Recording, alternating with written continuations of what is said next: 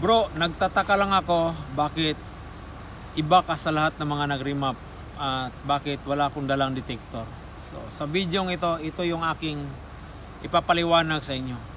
Pero kung matagal ka nang nanonood dito sa aking YouTube channel, sigurado may malaki ka nang nakuwang idea sa mga paraan ko.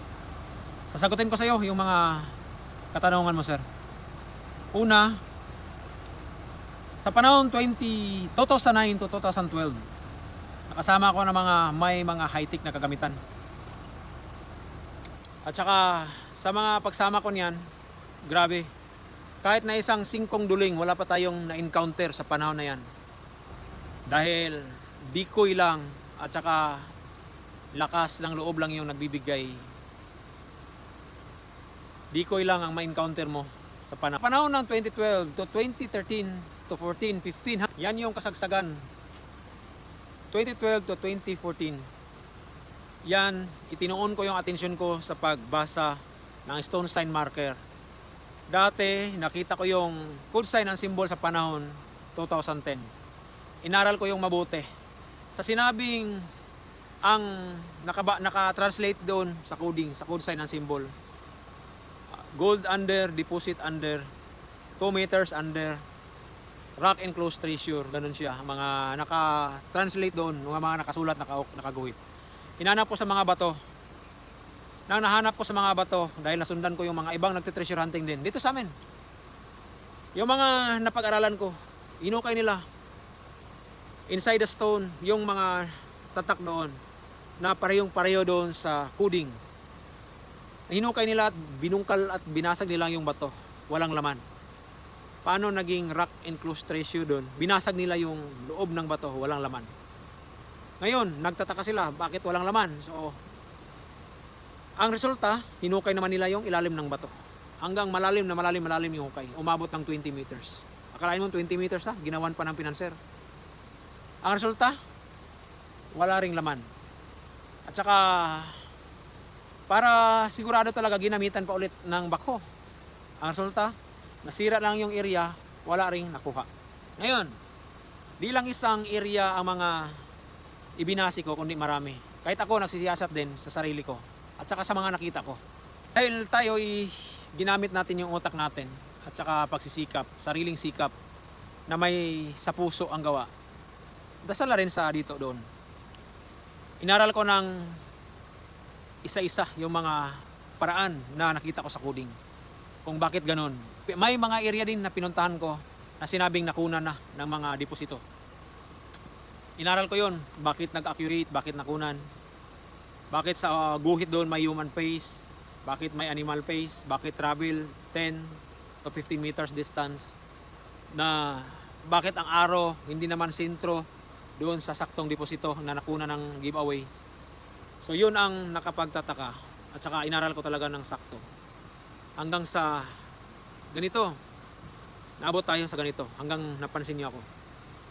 Last 2014, kung balikan mo yung mga videos ko, panahon sa Bukidnon, Claveria, naka-score tayo niyan. Unang basa ko sa area, 6 na drum yung nakuha dyan.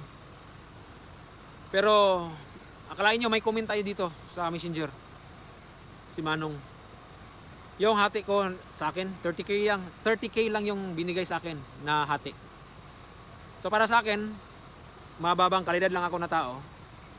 Malaking tulong na yun sa pamilya. Kaya nagpapasalamat na ako. Pero sa loob ng ilang dekada, napagtanto ko, grabe, kung binigyan lang ako ng saktong share sa panahon na yon, di niyo ako makikita dito sa YouTube ko. Mamuhay na ako ng sakto, kasama yung pamilya, kasiyahan ang dala. Pero dahil gipit yung panahon at kapalaran sa atin, mga taong nabubuhay pa siguro hanggang ngayon sa mga involved doon, siguro sila yung lumasap ng saganang pamumuhay dahil sa mga naitulong natin sa pag-remap, sa pagbasa. Kalain mong 6 na drum, kahit na isang barita lang walang binigay sa atin. Maliban sa pira nga 30K, na kung tutuusin, napakalayo lang yung diferensya sa nakuha nila kaysa binigay sa atin. Pero nagpapasalamat din ako dahil dito, na-share ko yung paraan ko. Bata pa naman ako, di naman ako nagmamadali sa mga makuha dito sa atin. Swerte nga lang ngayon dahil wala akong lupa na magjajagaan kong hukayin. Kung mayroon kayong makitang hukay dito sa Pangpang na tinanabaho ko, may matao na si Babaw. Tapos sa ngayon, hindi pa sa atin ang lupa at saka nakaw lang natin. Yun yung nakapag sayang. Mayroon tayong trinabaho dati sa panahon pandemya. Hindi rin natapos. Bakit? Dahil sa mga tao, mga gahaman, at saka gusto talagang nagmamadali. Kaya yung atensyon natin nahiwalay doon sa tunay na goal natin. Kaya sa mga tao, mga negatibo, na-stop din tayo. Kasi mayroong gusto makisasa doon sa actual trabaho natin. Ngayon, sasagutin ko ulit, sir. Bakit ko iba ako sa nag-remap sa ibang nag-decode? Alam nyo, ito lang yung gamit ko, compass. Wala nang iba. Sa pag-remap, dito lang ang gagamitin natin. Step by step. Kung di mo lalawakan yung utak mo, hindi mo talaga malalaman kung paano yung mga paraan ko. Paano mo malaman na lahat ba ng positive site may stone map? Oo. Halos lahat. Kahit na sa makita, abot ng yung tanaw, pwede nilang gawing stone map yan. Landmark mountain. So ginawang mapa yung bundok gamit yung bato. At saka kahit na di mabato yung area, pwede ring ang century tree gawa nila ng mapa. Ngayon, bakit ako nagbabase sa mapa, sa bato? Kung direct ako gamitan yung pattern, wala. Ang resulta sa pattern, kulang. Kung gagamitan mo direkta ng pattern, ang resulta, bukya, decoy. Kasi wala ka namang maisusunod pa sa pattern. Ang gagamitin mo na ngayon, detector, mga gadget gagamitan para ma-solve mo. Tsaka sa pagbasa na tansya-tansya, sabing dito, pag i-detect, yung detector na yon, konektado yan sa pulso natin. At saka lalo-lalo sa kamay na magalaw. Yung mga unbalance, wala. At saka doon na magkukonek yung sakto nilang remap kunuhay, decoding sa panahon kung may na-detect na sila. Mabibigyan nila ng linaw yung mga stone sign sa paligid once sa panahon natapos nilang i-detect. Pero sa una, binabasa daw nila, pero wala silang sakto na kasiguruhan. Pero ito sa akin, step by step. Hanggang sa pinakamaliit na sign marker, ito pinakamalaki. Mababasa natin yan. Puzzle, angle, at pattern. Yan sila. Direkta sila sa pattern. Pero para sa akin, angle, puzzle, at pattern, travel to direction. Ito yung 5. Pag masolve mo tong 5, sigurado, tansya mo na yung saktong deposito. Ang pagkuha na lang yung sigurado. At saka sa mga remap ko, di lang isang deposito ang matutukoy natin. Remapping nga decoding. Isusolve nga yung stone sign marker. Dahil sa stone map, pag general map o single map lang ang pinapakita, to double map, sa isang area, 2 deposito, to 3 ang pinapakita sa mga dot. Halimbawa, pattern of triangle. Yan yung pattern. Paano mo yan isusolve?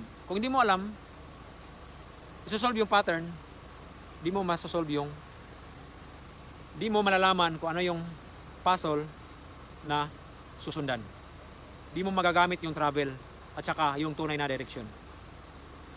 Yung angle, paano siya? Yung angle sa 3 deposito na sinasabi kong triangle, malalaman mo naman gamit din yung compass. Di lang ako tumatagal sa mga malalayo kasi worried naman yung asawa ko. Sa totoo lang, encounter na ako dati sa panahon sa 2014 Claveria. Takot lang yung misis ko. Nagtaka siya 7 araw hindi ako nakauwi. Pero buti na lang nakauwi pa. Pero ayun nga, nakuha yung item, wala na ako doon. At saka may mga baril. Sa paraan ko, bakit mo di mo subukan? Bakit di mo i-adapt? Sinisiguro ka sa'yo, lahat ng mga katanungan mo masosolve.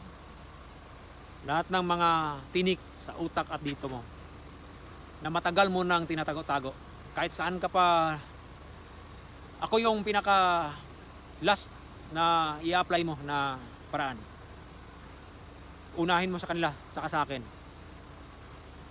Tandaan mo lang, malalaman mo kung sino yung accurate sa amin. This is Waway Kumpas, the True Guide of Treasure. Please subscribe my YouTube channel. Dito lang sa baba.